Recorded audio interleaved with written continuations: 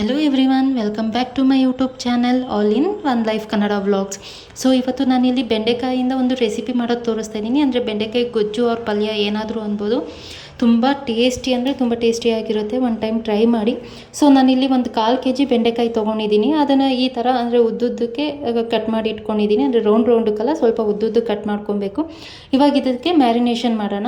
ಇಲ್ಲಿ 2 table spoon ನಾನು ಧನಿಯಾ ಪುಡಿ ತೊಗೊಂಡಿದ್ದೀನಿ.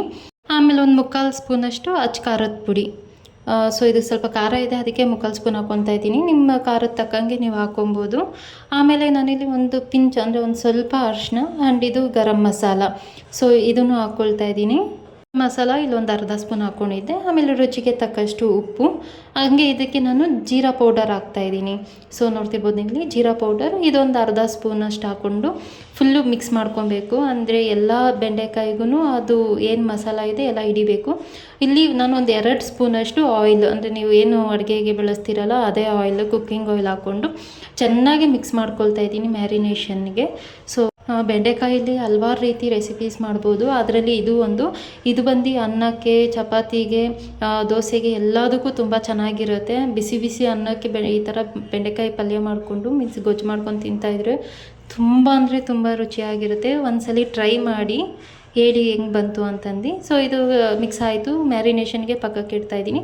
ಆಮೇಲೆ ಇಲ್ಲಿ ಒಂದು ಕಡಾಯಿಗೆ ಕಡಲೆ ಹಿಟ್ಟು ಹಾಕ್ಕೊಳ್ತಾ ಇದ್ದೀನಿ. ಅಂದರೆ ಬಜ್ಜಿ ಬೋಂಡ ಮಾಡ್ತೀವಲ್ವ, ಅದೇ ಸೇಮ್ ಸೀಟು.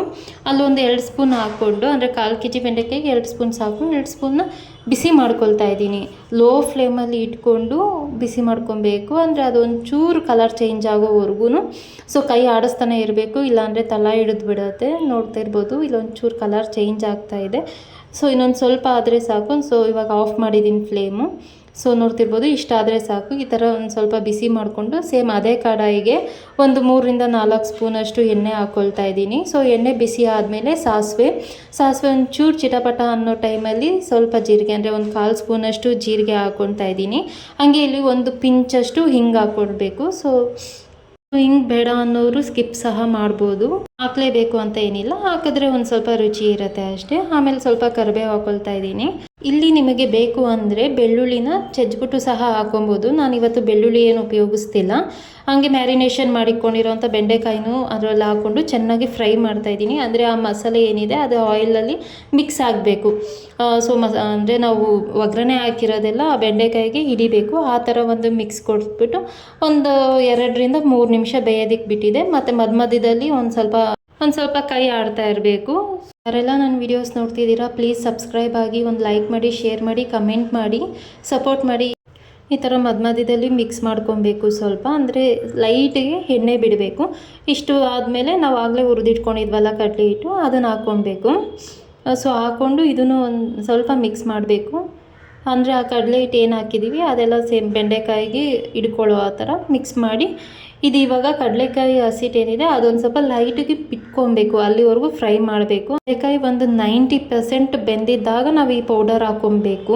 ಸೊ ಪೌಡರ್ ಹಾಕ್ಕೊಟ್ಟು ಒಂದು 5 ನಿಮಿಷ ಲೋ ಫ್ಲೇಮಲ್ಲಿ ಕುಕ್ ಮಾಡ್ಕೊಬೇಕು. ಲಾಸ್ಟಲ್ಲಿ ಇದಕ್ಕೆ ಸಣ್ಣದಾಗಿ ಕತ್ತರಿಸ್ಕೊಂಡಿರೋ ಕೊತ್ತಂಬರಿ ಸೊಪ್ಪು ಹಾಕ್ಕೊಳ್ತಾ ಇದ್ದೀನಿ.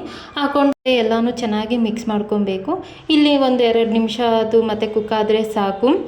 ಕೈ ಆಡ್ತಿರ್ಬೇಕು ಈ ಟೈಮಲ್ಲಿ, ಯಾಕಂದರೆ ಆ ಪೌಡ್ರ್ ಹಾಕಿರೋದ್ರಿಂದ ತಳ ಹಿಡಿಯೋ ಚಾನ್ಸಸ್ ಇರುತ್ತೆ. ನೋಡ್ತಿರ್ಬೋದು ರೆಸಿಪಿ ರೆಡಿ ಆಯಿತು. ಎಷ್ಟು ಚೆನ್ನಾಗಿ ಬಂದಿತ್ತು ಗೊತ್ತಾ, ರುಚಿ ಬಂತು, ತುಂಬ ಚೆನ್ನಾಗಿತ್ತು.